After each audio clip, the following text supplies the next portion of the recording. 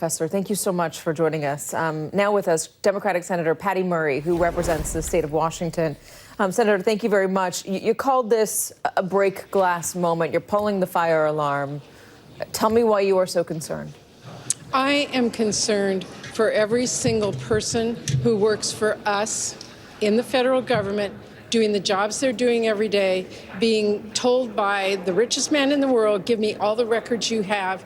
And I am concerned, just as an American citizen, that he has access to this. He has access to your Social Security information, your Medicare information, and that he is using these lines to then go after critical funding that people out in our communities are using for really important projects. I just think this is a three-alarm fire that in this country, the United States of America, the richest man in the world, at the behest of Donald Trump, can go in and access this kind of information and use it against you. That's not who we are.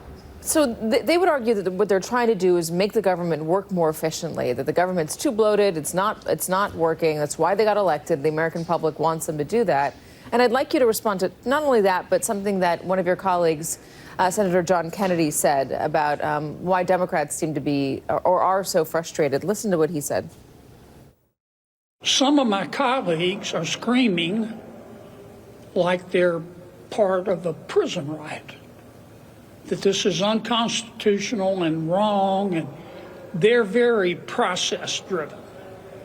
In my opinion, they should be substance-driven.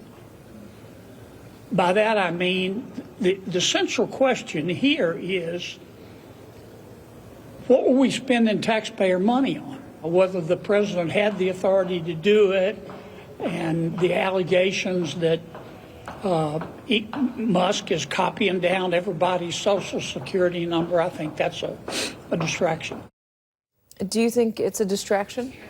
No, this is not a distraction, and this is not a process. This is attacking the very things that we, who represent our constituents across this country, have worked for, fought for, and in a bipartisan way, worked to put into government spending bills that is used by people all over our country. It is not a process when a preschool or early childhood Head Start program in my state was shut down last week.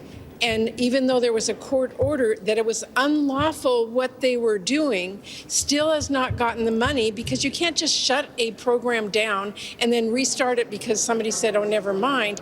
It all takes a while. So they're looking at laying off teachers and telling kids not to come to their Head Start program. Who does that affect? Obviously those little kids, but to every family that was relying on that Head Start to be there, on the community surrounding it that was expecting those people to have paychecks and be able to shop at their local stores this weekend.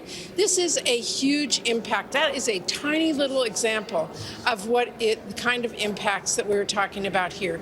It is unlawful to say, for a president to say, I am going to decide where the money goes that Congress appropriated. He can say, I disagree. He can send back people. John Kennedy can come in and say, I'm going to offer an amendment. I'm going to fight this a bill. I'm going to say I don't want to spend that money. We debate it. We vote for it. A majority has to vote for it to become law. You can't pass a law and then say it doesn't apply to me.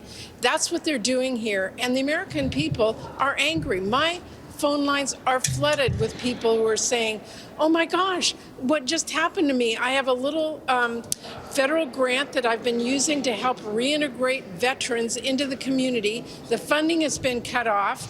As the person who's running this told me, he said, I have to go out and drive an Uber to make sure that this program keeps going. This is impacting real people in real ways in our country. It is illegal. We are raising the fire alarm, and Republicans should join us because they, too, voted for those bills for that spending. You say how it's illegal. There's an injunction on that OMB order to stop all the federal funding. There's that. Is there another lawsuit that you're considering or somebody's considering to question whether Elon Musk has the authority to get into financial databases, to get into the Treasury, and whether the people that he's has around him that are helping him also have that sort of authority? Is there a lawsuit that can address that? And if not, what can Democrats do other than say that this is not allowed? Well, Katie, what we can do is highlight what is happening and the stories that we are hearing so people understand the real impact of this. There's a number of attorneys outside of us, whether it's our state AGs or community organizations, who are writing and filing those lawsuits because they have standing and they can impact them. It takes some time, which is frustrating, but that is happening. And we have to call upon our Republican legislators to listen to the people in their own communities who they have been telling that they are fighting for to help them with whatever resources they need, and are now just going to turn around a blind eye to Trump and Elon Musk and say, well, whatever they decide is going to be what the final decision is here. I'll tell you what, as somebody who's been elected by the people in my state, I stand up and fight for them every day. I don't say, well, what Elon says. I say what I fight for, and that's my job, and every single member here should be doing that. They should not be ceding power to the richest man in the world to decide where your tax dollars are going to go.